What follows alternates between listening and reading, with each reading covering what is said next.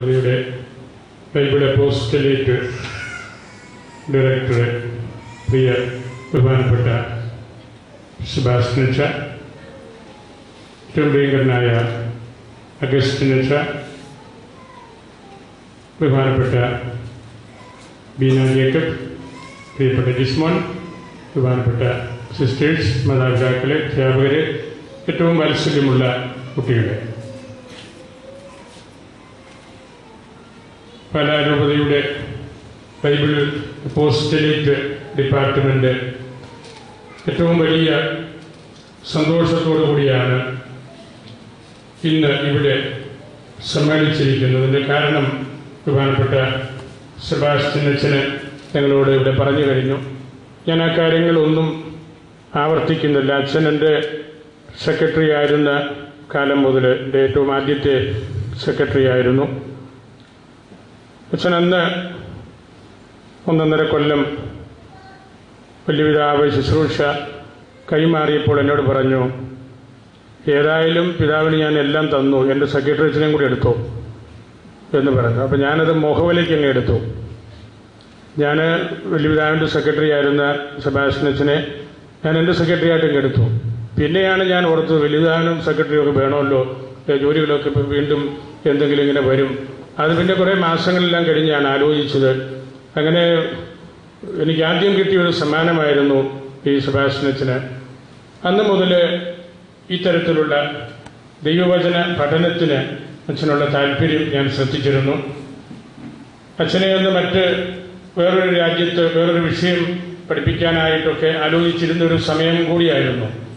പിന്നീട് ഞാൻ അച്ഛനുമായിട്ട് സംസാരിച്ചതിൽ നിന്നും അച്ഛൻ്റെ ദൈവവചന ബന്ധം കൂടുതൽ മനസ്സിലാക്കുകയും അങ്ങനെ ഇസ്രായേലിൽ ഈശോയുടെ നാട്ടിൽ പോയി ദീർഘനാൾ പഠിക്കുന്നതിനും അതിൻ്റെ മൂലഭാഷ മനസ്സിലാക്കുന്നതിനും നമ്മളുടെ ഇവിടെ നിന്ന് ഇസ്രായേൽ കാണാൻ പോയ ഒരു പറ്റം ആളുകൾക്ക് അനേക തവണ അവരുടെ ഒരു മാസ്റ്ററായിട്ട് അവിടെ നിൽക്കുന്നതിനുമൊക്കെ അച്ഛന് സാധിച്ചു. അച്ഛന് വേദപുസ്തകത്തിൽ PhD ബിരുദം കരസ്ഥമാക്കി വന്നയാളാണ്. വളരെ ചുരുക്കം ചില ആളുകളെ ആ തരത്തിൽ മലബാർ സഭയിൽ തന്നെ ഉള്ളൂ. കാരണം ഇസ്രായേലിൽ പോയി ദീർഘനാൾ അങ്ങനെ പഠിക്കുകയും അത് ഡോക്ടർ ബിരുദം നേടുകയും വേദപുസ്തകത്തിൽ എന്ന് പറയുന്നത് അത്ര എളുപ്പമുള്ള കാര്യമല്ല. അതുകൊണ്ടാണ് അച്ഛൻ വന്ന ഉടനെ അച്ഛനെ മറ്റ് പല സ്ഥലങ്ങളിലും അധ്യാപകനായിട്ടും എല്ലാം ചോദിച്ചെങ്കിലും അച്ഛനോട് ഞാൻ പറഞ്ഞു, അച്ഛൻ കുറച്ച് നാൾ എങ്കിലും ഈ രൂപതയിൽ നിന്ന് ബൈബിൾ അപ്പോസ്റ്റലേറ്റിൻ്റെ നല്ല ഒരു ആനിമേഷൻ നടത്തണം.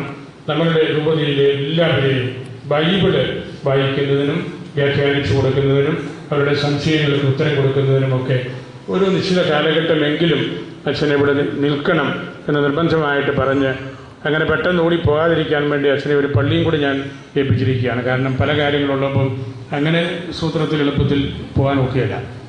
അതുകൊണ്ട് അച്ഛനെ കെട്ടിയിട്ടിരിക്കുകയാണ്. അച്ഛന് പള്ളിയുണ്ട്, രൂപതയുടെ ഫാമിലി അപ്പോസ്റ്റലേറ്റ് ഉണ്ട്, ബൈബിൾ അപ്പോസ്റ്റലേറ്റ് ഉണ്ട്, മറ്റ് പല ജോലികളുമുണ്ട്.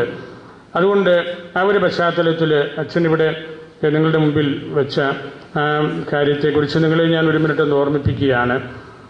ഈശോയുടെ പരസ്യ ജീവിതകാലത്തും ഈശോ പലപ്പോഴും പ്രൊവക്കേറ്റീവായിട്ട് നമ്മളോട് ചോദിച്ചിട്ടുള്ളൊരു ചോദ്യം, നിങ്ങളെന്ത് വായിക്കുന്നു? അതിൻ്റെ ഇംപ്ലൈഡ് മീനിങ്, നിങ്ങൾ ദൈവവചനമാണോ വായിക്കുന്നത്? ദൈവവചനം കേട്ട് അതനുസരിച്ചാണോ പ്രവർത്തിക്കുന്നത്? അതോ നമുക്കിഷ്ടമുള്ള എന്തെങ്കിലും മറ്റ് സാഹിത്യങ്ങൾ, നോവലുകൾ, അങ്ങനെ ഇമ്പകരമായ കാര്യങ്ങളൊക്കെ വായിച്ച് പോവുകയാണോ?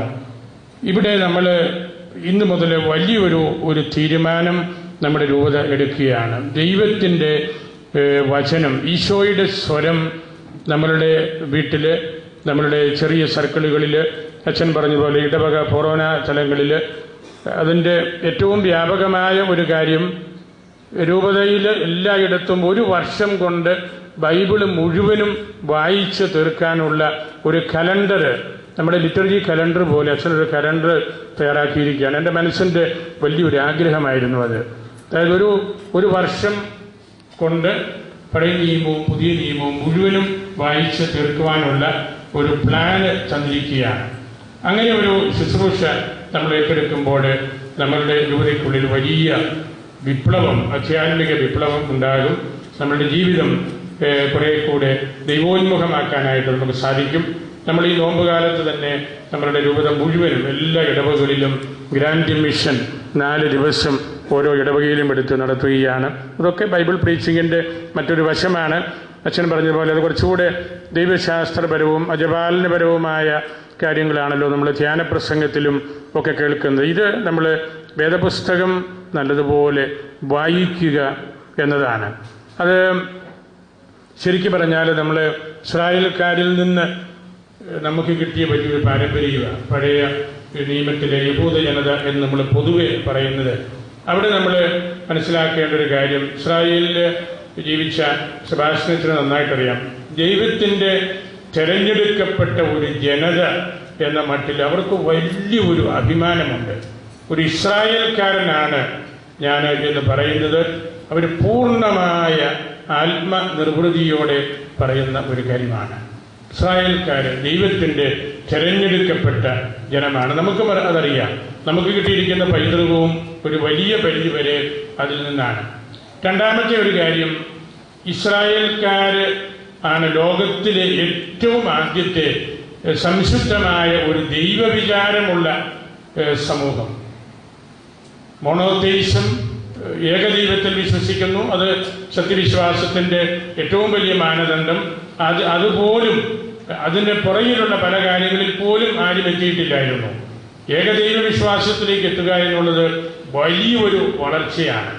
അങ്ങനെയുള്ള ഒരു നല്ല ആധികാരികമായ വിശ്വാസത്തിലേക്ക് കടന്നു വന്നവരാണ് അവർക്കതിൻ്റെ ചരിത്രവും നന്നായിട്ട് അറിയാം.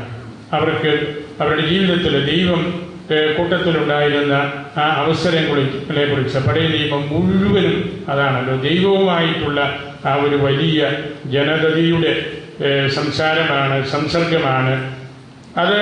ആ ചരിത്രം ആ പിള്ളേരെ ഇന്നിവിടെ ഒത്തിരി കുട്ടികൾ സമ്മാനം ഭരിക്കാൻ വേണ്ടി ഇരിപ്പുണ്ട്. ഇസ്രായേൽക്കാരുടെ കുടുംബങ്ങളിൽ അവർ ഈ കുട്ടികളെ കൊണ്ട് ഈ ചരിത്രം ആവർത്തിപ്പിക്കും.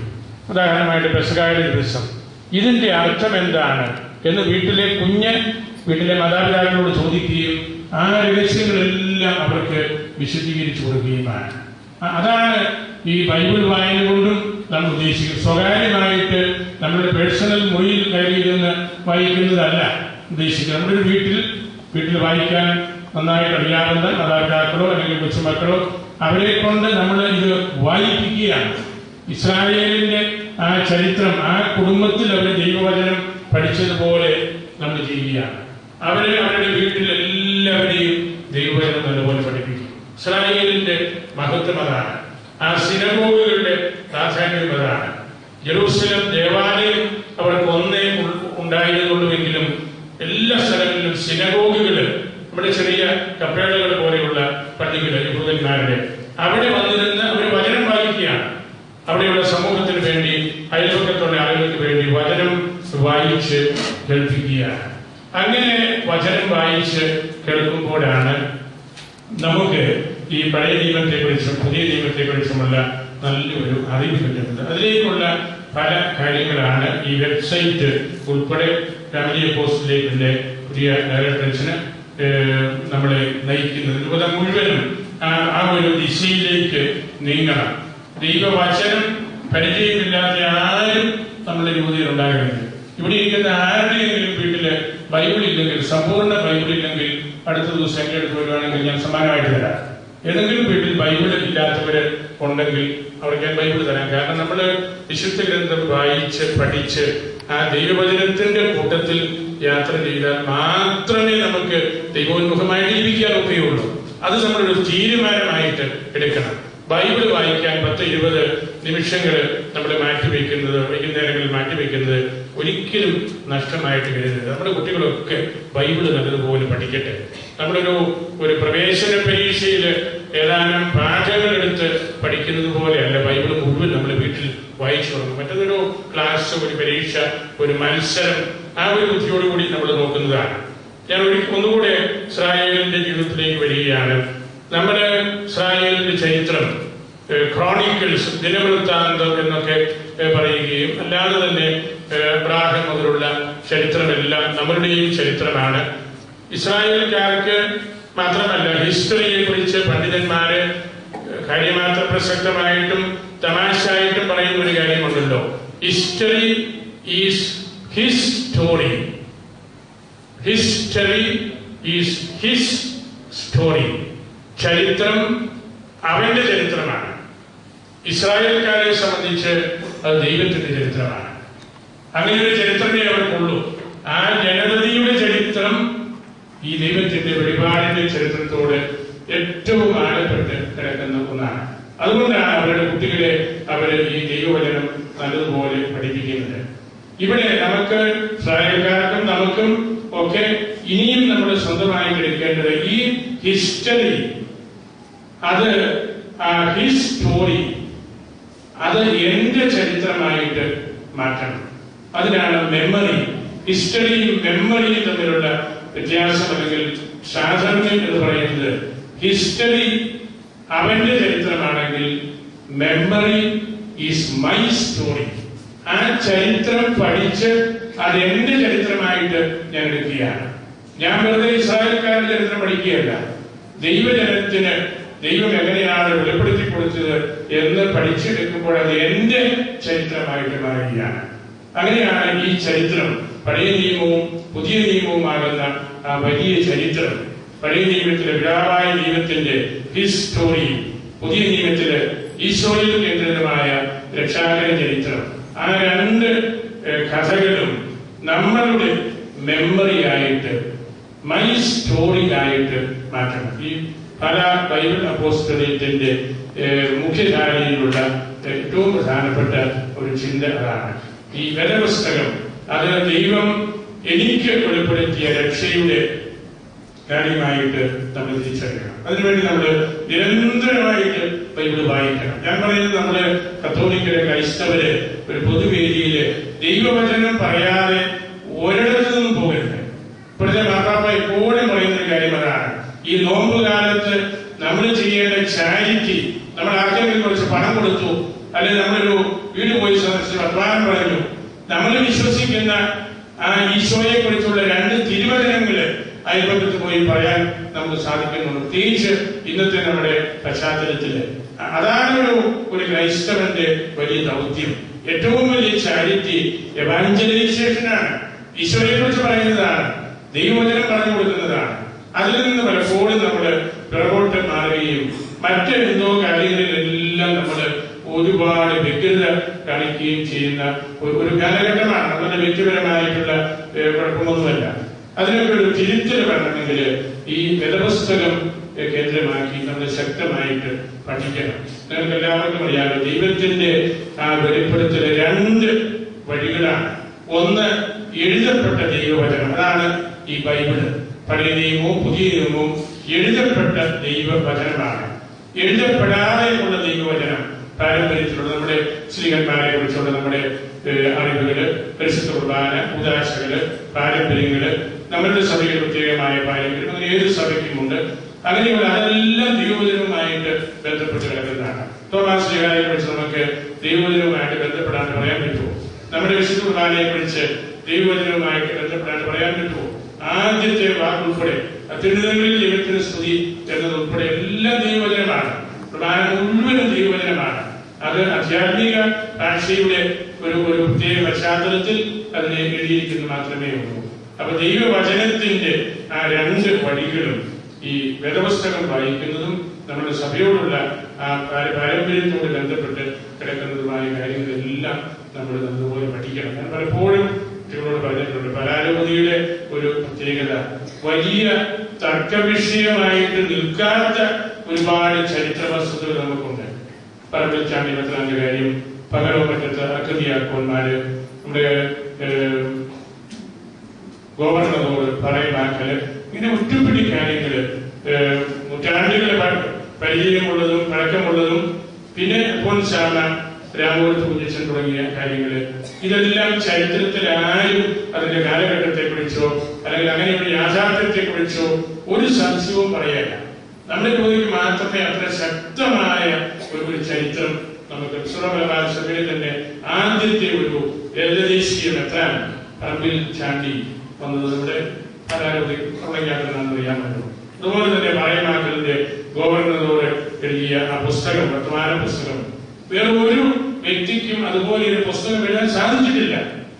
അതാണ് അവിടെ നമ്മൾ കാണുന്ന ദൈവകൃപ. അങ്ങനെയുള്ള പാരമ്പര്യത്തോട് ബന്ധപ്പെട്ട് കിടക്കുന്ന കാര്യങ്ങളെല്ലാം കൂടെ നമ്മൾ പഠിച്ചെടുക്കുമ്പോഴാണ് ഈ ദൈവവചനം പൂർണ്ണമാകുന്നത് എന്ന് നമ്മൾ അടിസ്ഥാനപരമായിട്ട് മനസ്സിലാക്കിയിരിക്കണം. അല്ലെങ്കിൽ ദൈവവചനത്തിന് മാത്രം പ്രാധാന്യം കൊടുത്തുകൊണ്ട് പ്രോട്ടസ്റ്റന്റുകാരും എല്ലാം അങ്ങനെയാണ്. നമ്മളുടെ അതല്ല. ഈ എഴുതപ്പെട്ട ദൈവവചനത്തിന് നമ്മൾ കൊടുക്കുന്ന പ്രാധാന്യം പോലെ തന്നെയാണ് ഞാൻ പറഞ്ഞ ഈ പാരമ്പര്യത്തോട് ബന്ധപ്പെട്ട് കിടക്കുന്ന ദൈവവചനവും. അത്തരത്തിലുള്ള ഒരു സമഗ്രമായ നവീകരണം, ഒരു ദൈവവചന അവബോധമാണ് നമ്മളിൽ ഉണ്ടാകേണ്ടത്. പുതിയ നിയമത്തിലുള്ള ഒരു വാക്യം കൂടെ പറഞ്ഞ് ഞാൻ അവസാനിപ്പിക്കുകയാണ്. വളരെ സങ്കീർണമായ അർത്ഥം ഉണ്ട് എന്ന് നമുക്ക് തോന്നിക്കുന്ന ഒരു വാക്യമാണ്. പഴയ നിയമവും പുതിയ നിയമവുമായിട്ട് ബന്ധപ്പെട്ട് കിടക്കുന്ന ദൈവരാജ്യത്തിന്റെ ശിഷ്യനായ പരീശയൻ ആരാണത്? ദൈവരാജ്യത്തിന്റെ ശിഷ്യൻ ഈശോയുടെ കൂട്ടത്തിൽ വന്ന് ആ ശിഷ്യത്വത്തോട് ബന്ധപ്പെട്ട് പുതിയ നിയമത്തോട് ബന്ധപ്പെട്ട് സഭയുടെ അംഗമായിട്ട് നിൽക്കുന്ന വ്യക്തിയാണ്. ദൈവരാജ്യത്തിന്റെ ശിഷ്യനായ പരീശയൻ. പരീശയൻ പഴയ നിയമത്തിന്റെ ആളാണ്. യഹൂദ സമുദായത്തിൽപ്പെട്ടവനാണ്. യഹൂദ ചരിത്രം നല്ലതുപോലെ അറിയാവുന്നവനാണ്. അങ്ങനെയുള്ള നല്ലതുപോലെ പഴയ നിയമം പഠിച്ചിട്ടുള്ള ഒരു വ്യക്തി, അവൻ ദൈവരാജ്യത്തിന്റെ ശിഷ്യൻ കൂടെ ആയിട്ട് വരുമ്പോൾ, അതായത് യഹൂദനായിട്ട് നിൽക്കുന്ന വ്യക്തി, അല്ലെങ്കിൽ യഹൂദ പാരമ്പര്യങ്ങളെ കുറിച്ച് നന്നായിട്ട് അറിയാവുന്ന വ്യക്തികള് ഈശോയുടെ ശിഷ്യനായിട്ട് വരുമ്പോൾ, അതാണ് അതിന്റെ തനിമ. ദൈവരാജ്യത്തിന്റെ ശിഷ്യനായിട്ട് തീരുന്ന പരീശയൻ. എനിക്ക് പഴയ നിയമത്തെ കുറിച്ച് ഒന്നും അറിയത്തില്ല, ഞാൻ ദൈവരാജ്യത്തിന്റെ ശിഷ്യനാണ് എന്ന് പറയുമ്പോഴും അപാകതയുണ്ട്. അതാണ് ദൈവവചനത്തിന്റെ അർത്ഥം. ദൈവരാജ്യത്തിന്റെ ശിഷ്യനാകുന്ന പരീശയൻ, അതായത് ഓൾഡ് ടെസ്റ്റമെന്റും ന്യൂ ടെസ്റ്റമെന്റും നന്നായിട്ട് അറിയാവുന്നവർ. അവന്റെ പ്രത്യേകത, അവന്റെ നിക്ഷേപത്തിൽ നിന്ന് പഴയതും പുതിയതും ആവശ്യാനുസരണം എടുത്തു കൊടുക്കാൻ പറ്റും. അതാണ് പ്രീച്ചിങ്. നമ്മുടെ ദൗത്യം അതാണ്. ഓരോ അച്ഛന്റെയും ഓരോ സമർപ്പിതയുടെയും അല്ലെങ്കിൽ ദൈവവചനം പ്രഘോഷിക്കുന്ന ആരുടെയും ദൗത്യം അതാണ്. നമ്മൾ ആരെ കാണുന്നുവോ അവരുടെ ആവശ്യമനുസരിച്ച് പഴയതും പുതിയതും അവന്റെ നിക്ഷേപത്തിൽ നിന്ന്, എന്റെ നിക്ഷേപത്തിൽ നിന്ന് എടുത്തു കൊടുക്കാൻ കഴിയണം. ഈ ബൈബിൾ അപ്പോസ്തലേറ്റിന്റെ ഫണ്ടമെന്റലായിട്ടുള്ള മൗലികമായിട്ടുള്ള ഒരു ഉത്തരവാദിത്വം അതാണ്. നമ്മുടെ രൂപതയിലുള്ള എല്ലാവർക്കും പഴയ നിയമവും പുതിയ നിയമവും സഭയുടെ സജീവമായിട്ടുള്ള ആ പാരമ്പര്യങ്ങളും നല്ലതുപോലെ വായിച്ച് പഠിച്ച് മനസ്സിലാക്കുവാനുള്ള വലിയൊരു അവസരം ഉണ്ടാക്കുക.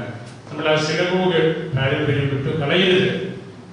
ഉച്ചത്തിൽ ദൈവവചനം വായിച്ച് കുടുംബത്തിനുള്ളിലും ഇടവകയ്ക്കുള്ളിലും രൂപതാതലത്തിലും എല്ലാം നമുക്കതിൽ വലിയൊരു മുന്നേറ്റം ഉണ്ടാക്കണം. അതിന് ഏറ്റവും പ്രാപ്തനായ അച്ഛനാണ് നമ്മളുടെ ബഹുമാനപ്പെട്ട സെബാസ്റ്റ്യൻ അച്ഛന്.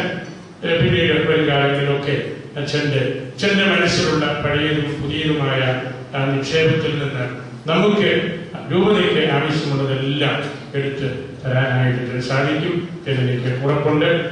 അച്ഛന്റെ കൂട്ടത്തിൽ നിന്ന് ഇവിടെ സന്നിഹിതരായിരിക്കുന്ന പ്രിയപ്പെട്ട അഗസ്റ്റിൻ അച്ഛന് ഈ കഴിഞ്ഞ വർഷങ്ങളിലൊക്കെ നമ്മുടെ ഈ പ്രസ്ഥാനത്തിന് ഒരു തനിമയും ശക്തമായ ഒരു കെട്ടുറപ്പും ഒക്കെ നൽകിയത് അഗസ്റ്റിൻ അച്ഛനാണ്. അച്ഛന് നല്ലൊരു ഒന്നാംകിട ദൈവശാസ്ത്രത്തിനും നല്ല കാര്യപ്രാപ്തിയുള്ള കഴിവുള്ള ഒരു വ്യക്തിയാണ്.